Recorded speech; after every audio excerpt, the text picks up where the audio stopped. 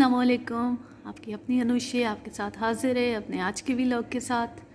मैं उम्मीद करती हूँ कि आप सब बिल्कुल खैरियत से होंगे और मैं दुआ करती हूँ कि आप सब जहाँ रहें, खुश रहें, शादो आबाद रहें, हंसते मुस्कुराते रहें, मेरी वीडियोस को देखते रहें, उन्हें लाइक करते रहें और मेरे चैनल को सब्सक्राइब कर लें। तो चलते हैं अपनी आज की स्टोरी, आज के इंसिडेंट की तरफ। आप किस रुख पर काम कर रहे थे गुमन साहब? मैंने पूछा। वो बोला 3-4 रोज़ पहले हमारे पास एक लड़की की गुमशुदगी की रिपोर्ट दर्ज करवाई गई थी।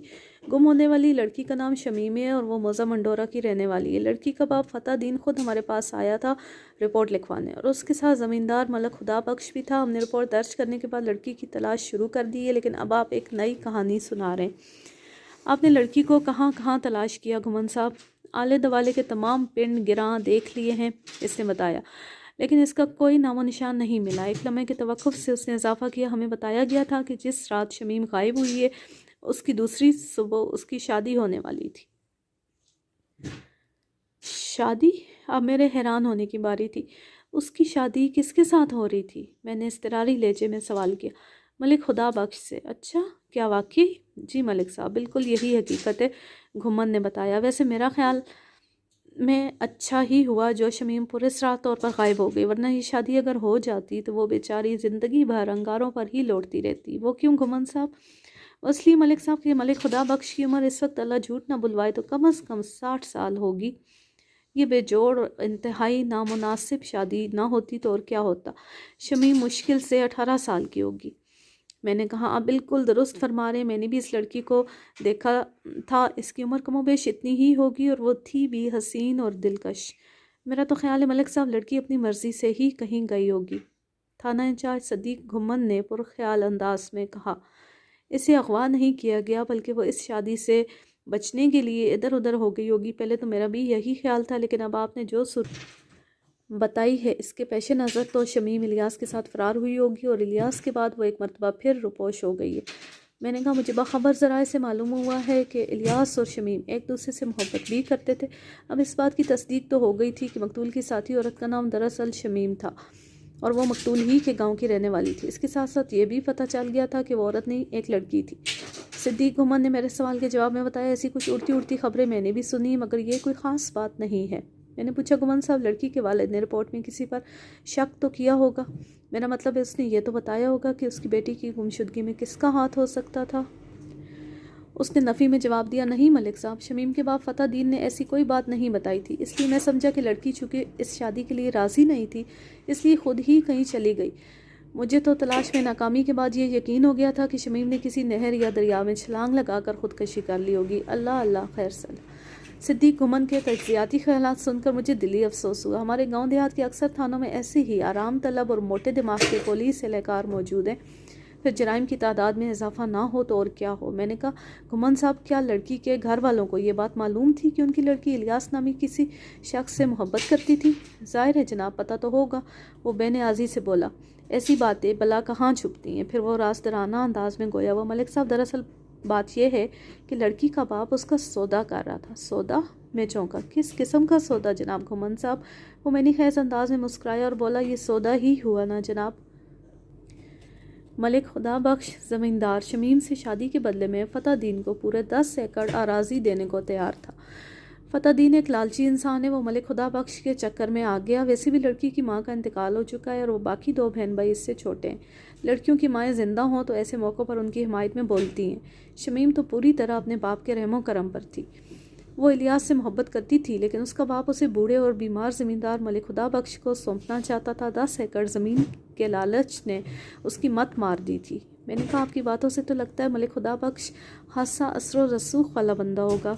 उसने इस बात में जवाब दिया, वो बहुत बड़ा ज़मींदार है जनाब। एक बात मेरी समझ में नहीं आ रही, मैंने उलझन आमेज़ अंदाज में कहा। कौन सी बात जनाब मलिक साहब? मैंने कहा, शमीम के अचानक पुरस्कार तौर पर गायब हो जाने पर किसी का ध्यान इलियास की तरफ क्यों नहीं गया था?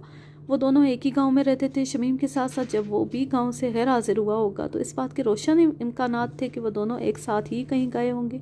उनकी चाहत और मोहब्बत से भी गाँव वाले आगाह थे। आपकी उलझन अपनी जगह बिल्कुल दुरुस्त है मलिक साहब, सिद्दीक घुमन ने कहा, लेकिन इसकी एक ख़ास वजह है। और वो वजह क्या है? मैंने पूछा। वो बोला, मलिक साहब बात दरअसल ये है कि इलियास ज़्यादा वक्त गाँव से बाहर रहता था। मुझे बताया गया है कि वो इधर हाफिज़ाबाद में मंडी कालिकी की किसी दुकान पर मुंशीगिरी करता था। 2 हफ्ते में सिर्फ 1 दिन के लिए वो मंढोरा आता था, यानी हर 15 दिन बाद। 1 माह में 2 मरतबा। जिस रोज़ शमीम घर से गायब हुई, इससे कोई 2 दिन पहले ही इलियास मंढोरा से होकर गया था और अब 15 दिन से पहले उसके आने की कोई उम्मीद नहीं थी। इसके हाफिज़ाबाद जाने के बाद 2 दिन तक शमीम गांव में ही मौजूद रही थी, इसलिए भी इलियास की तरफ किसी ने ध्यान नहीं दिया। हालांकि सबसे पहले उसी की तरफ ख्याल जाना चाहिए था। मैंने कहा, फिर पूछा, घुमान साहब, क्या आपने अपने तौर पर मंडी कालिकी से इलियास के बारे में कुछ जानने की कोशिश की थी? कमाल करते हैं आप ही मलिक साहब। वो मुझ पर हाथ फेरते हुए बोला, जब लड़की के मुद्दई ने रिपोर्ट में किसी पर शक ही जाहिर नहीं किया, उसने तो सीधी सीधी शमीम की गुमशुदगी की इतला दी थी।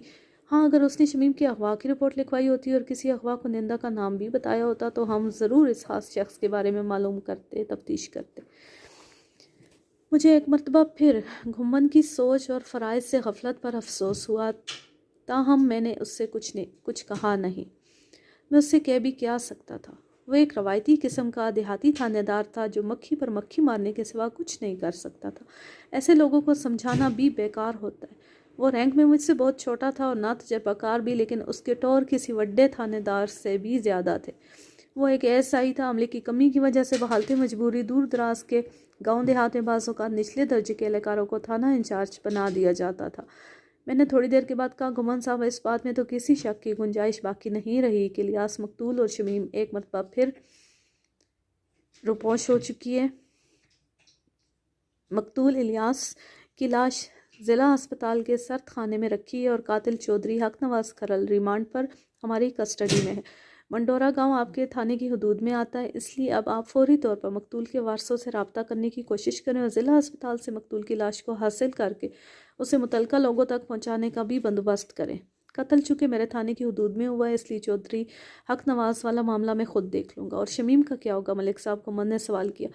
उसकी गुमशुदगी की रिपोर्ट तो हमारे पास दर्ज कराई गई थी। मैंने कहा, उसे तलाश करना आपकी जिम्मेदारी है, अगर आप चाहें तो। न चाहते हुए भी मेरा लहजा हासा तल्खो तुर्श हो गया था।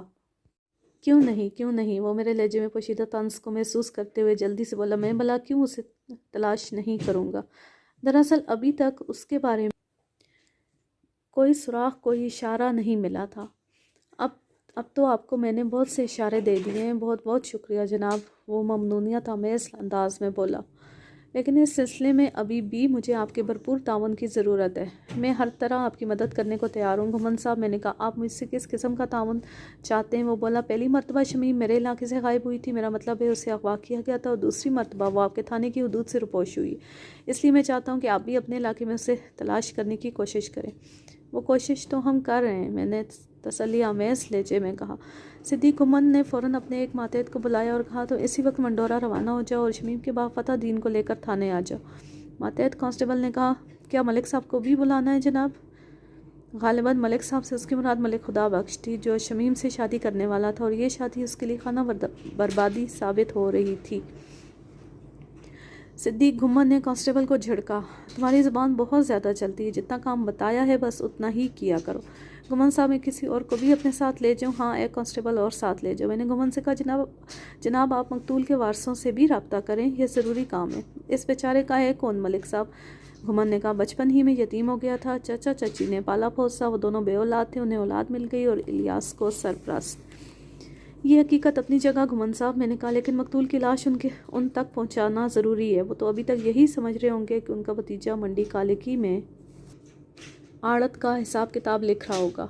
जवान इलियास की लाश वसूल करके उन पर तो क़यामत ही टूट पड़ेगी। सिद्दीक घुमन ने कहा, इसीलिए मलिक साहब, मैं फ़ौरी तौर पर उन्हें इस सदमे से दो चार नहीं करना चाहता। पहले मैं फतह दीन वगैरह से बात कर लूँ, फिर मकतूल के वारसों के बारे में सोचूंगा। वैसे भी मकतूल की लाश को हासिल करके यहाँ तक पहुँचाने में कुछ वक्त तो लगेगा ही ना। बहरहाल ये आपके अंदरूनी मामलात हैं घुमन साहब। मैंने कहा, आप जिस तरह मुनासिब समझते हैं इस तरह इन्हें तरतीब दे लें। मैंने तो अपना फ़र्ज़ पूरा कर दिया है, अब हमें इजाज़त दें। इसके साथ ही वो उठ खड़ा हुआ। ऐसा इस्लामत अली ने भी मेरी तकलीद की। सिद्दीक घुमन भी अपनी कुर्सी से उठते हुए बोला, मैं आपको ऐसे नहीं जाने दूंगा मलिक साहब। फिर कैसे जाने देंगे घुमन साहब? मैंने मजाक के रंग में कहा। वो गड़बड़ा गया, फिर बोला, मेरा मतलब है मुझे अपनी खिदमत का मौका तो दें, मैं दोपहर के खाने का इंतज़ाम करवाता हूँ। आप तशरीफ़ रखें, अभी कुकर शुक्कर तैयार हो जाते हैं, इस जहमत की ज़रूरत नहीं है घुमन साहब। जहमत कैसी मलिक जी, वो जल्दी से बोला, ये तो खाने का वक्त है। मैं उसकी पेशकश को नज़रअंदाज करने का फ़ैसला कर चुका था। मुझे यकीन था कि हमारी खातिर तवाज़ुन के लिए वो जो भी पकवान तैयार करवाएगा वो किसी बेचारे की जेब का ज़रूर खाना ख़राब करेगा। वैसे भी वहाँ आने का मेरा मकसद पूरा हो चुका था। अब मज़ीद रुकना वक्त ज़ाया करने के मुतरादिफ था। मैंने अपनी ज़िम्मेदारी निभा दी थी। इसके आगे थानेदार सिद्दीक घुमन का काम शुरू होता। मेरे पेश नज़र इस वक्त सबसे अहम मामला चौधरी हक नवाज़ खरल का था। इस दुआ के साथ मैं लेती हूँ आपसे इजाज़त कि जहाँ रहें खुश रहें, शादो आबाद रहें, हंसते मुस्कुराते रहें, मेरी वीडियोस को देखते रहें, उन्हें लाइक करते रहें और मेरे चैनल को सब्सक्राइब कर लें ताकि मेरी आने वाली हर नई वीडियो आप तक बआसानी पहुँच सके। बहुत शुक्रिया। अल्लाह हाफिज़। अल्लाह ने खेबान।